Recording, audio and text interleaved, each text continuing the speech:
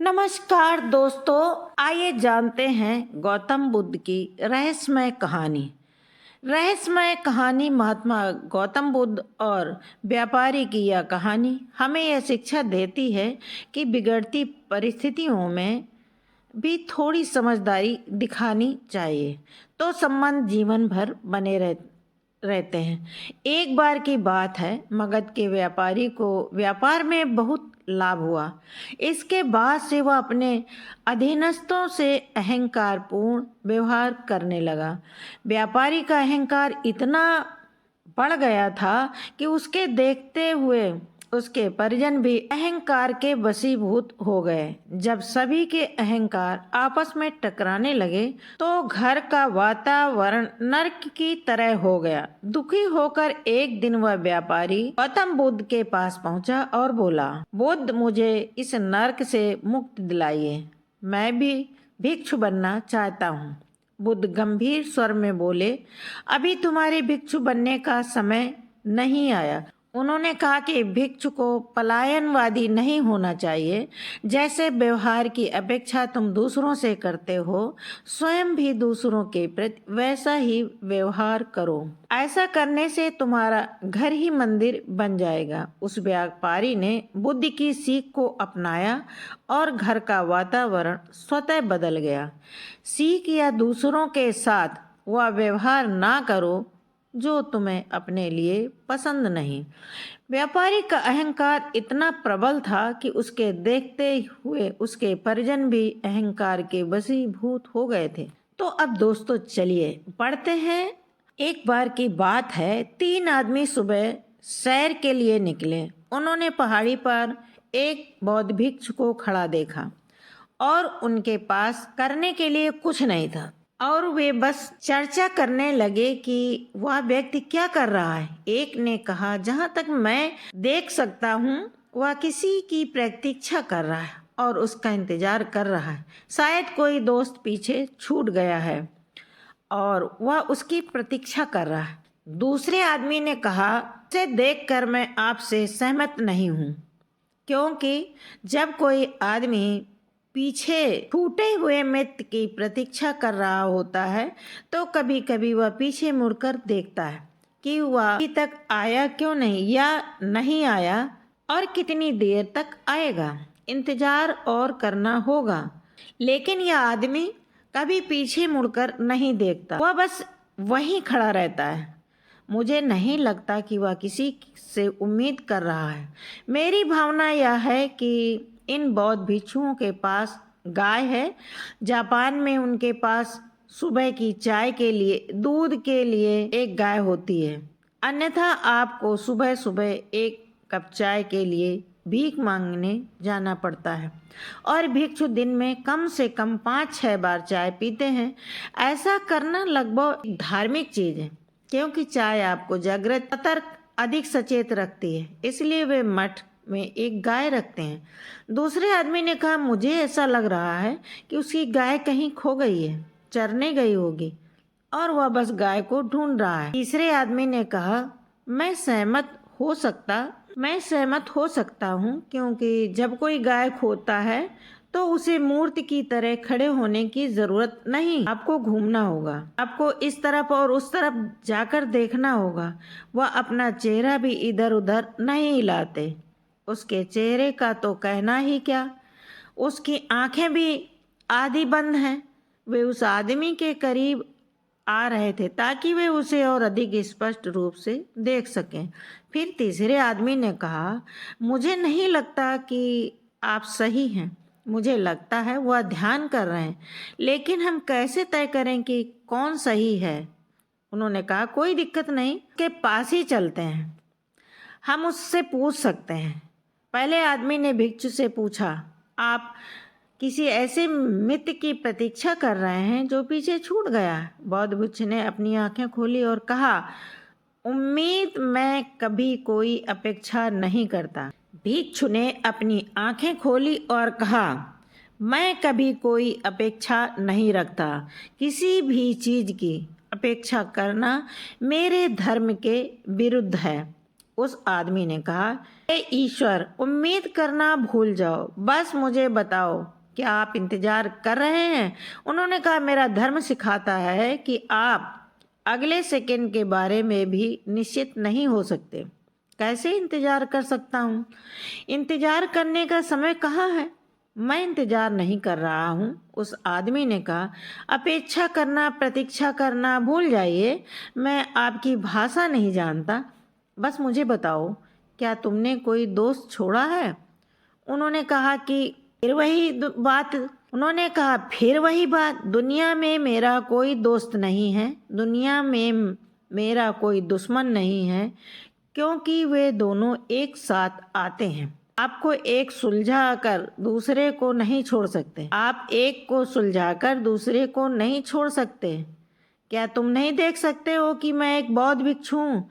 ना मैं मेरा कोई शत्रु, ना मेरा कोई मित्र, और ना तुम कृपया और तुम दफा हो जाओ, मुझे परेशान मत करो। दूसरे आदमी ने सोचा, अब मेरे लिए आशा है। उन्होंने कहा, या तो मैंने से पहले ही कहा था कि आप बकवास कर रहे हो। वह प्रतीक्षा नहीं कर रहा था, अपेक्षा नहीं कर रहा था। वह एक बौद्ध भिक्षु है, उसका कोई मित्र नहीं, उसका कोई शत्रु नहीं। आप ठीक कह रहे हैं, मुझे ऐसा लग रहा है कि आपकी गाय खो गई है।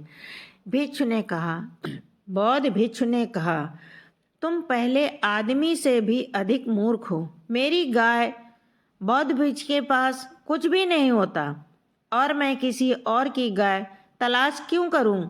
मेरे पास कोई गाय नहीं। वह आदमी बहुत शर्मिंदा लग रहा था। क्या करें? तीसरे आदमी ने सोचा, अब एकमात्र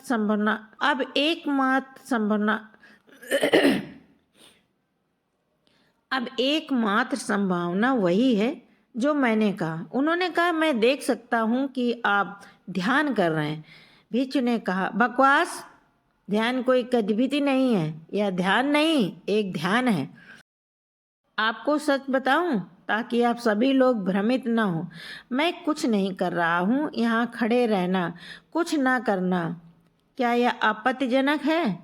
उन्होंने कहा, नहीं, यह आपत्तिजनक नहीं है, इसका हमें कोई मतलब नहीं है, यहाँ खड़े रहना, कुछ नहीं करना। लेकिन उन्होंने कहा, ध्यान यही है ना, और कुछ नहीं करना। एक दिन की बात है, भिक्षु संघ ने बुद्ध से पूछा, दुनिया के प्रमोद में पड़े हुए हैं क्या पहचान? बुद्ध ने उस समय कोई उत्तर नहीं दिया और अन्य बातें करते रहे। अगले दिन कुंडिया राज की राजकुमारी सुपवासा के यहाँ उनका भोजन था। सुपवासा 7 साल तक गर्भ धारण करने का बुद्ध की कृपा से ही उन्हें इस कष्ट से मुखातिब होना पड़ा। इसी दावे में वह भिक्षु संघ को भोजन दे रही।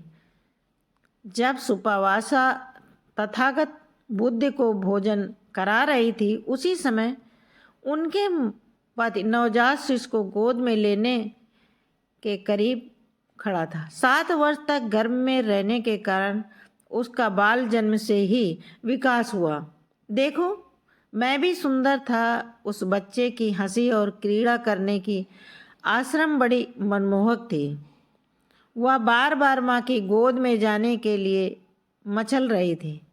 बुद्ध ने पूछा, बेटी सुपवासा, अगर आपको ऐसे बेटे मिले तो आप कितने और बेटों की इच्छा कर सकते? सुपवासा ने कहा, महात्मा, अभी 7 बार और इसी तरह के जोड़ों की मेरी चाहत है। भिक्षुमित्र निकट ही बैठे थे। राजकुमारी सुपवासा के उत्तर कि जब वह प्रसव पीड़ा से व्याकुल थी और उसकी मुक्ति का मार्ग ढूंढ रही थी, आज फिर से पुत्रों की कामना कर रही है। बुद्ध भिक्षु को कमेंट करते हुए बोले, बस असली प्रश्न का यही उत्तर है। मनुष्य एक अभिलाषा से मुक्त नहीं हो पाता, वह दूसरी इच्छा की पूर्ति में आसक्त हो जाता, इसलिए वह कभी संसार चक्र से नहीं निकलता। दोस्तों, चलिए बढ़ते हैं आगे की कहानी।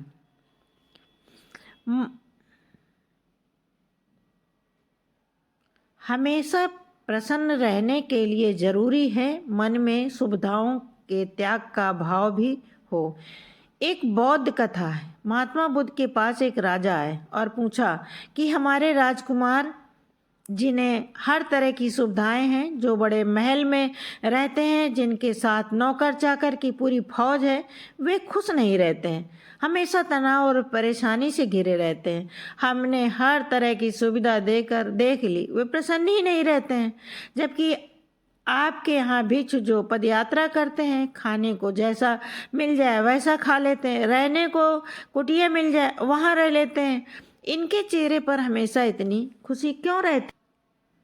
खोजो, जिसने संकल्प करके सब कुछ छोड़ दिया वही खुश रह सकता है। जो स्वेच्छा से चीज़ों का त्याग करता है वही हमेशा प्रसन्न रह सकता है। भिखारी कभी खुश नहीं होगा क्योंकि उसने छोड़ा नहीं, वह तो अभाव में ही जीवन जी रहा है। अभाव का जीवन जीने वाला कभी खुश नहीं रह सकता। चिंताएं उसे हर समय घेरे रहती हैं। जिसने जानबूझकर छोड़ा वह खुश रह सकता है। यह दो बातें हैं, एक छोड़ना और एक छूटना। राजकुमार सारी सुख सुविधाओं से परिपूर्ण हैं, लेकिन उनके मन में उन सुविधाओं के छूट जाने का डर रहता है। छूट जाना और छोड़ देना दोनों में अंतर है। छूट जाना या छूट जाने की सोच हमें डरना सिखाती है, जबकि छोड़ देना या छोड़ने का संकल्प लेना आपको आत्मविश्वास और प्रसन्नता से भर देता है। जिसे कोई चीज़ मिले नहीं तो उसका त्याग नहीं किया जा सकता। त्यागी वही होता है जो अपने स्वतंत्र मन से त्याग कर दे। साधन सुविधा संपन्न व्यक्ति भी खुश नहीं रह सकता। उसे पैसे की सुरक्षा की चिंता सताती है, वह हमेशा भयभीत रहता है। निडर सिर्फ वही हो सकता है जिसने स्वेच्छा से त्याग किया। राजा को अपने प्रश्न का समाधान मिल गया तो दर्शकों बढ़ते हैं। राजा को अपने प्रश्न का समाधान मिल गया और राजा बहुत प्रसन्न हुआ। तो दोस्तों कैसी लगी ये कहानी आप कमेंट बॉक्स में ज़रूर बताइए। मिलते हैं अगले वीडियो में। धन्यवाद। जय हिंद।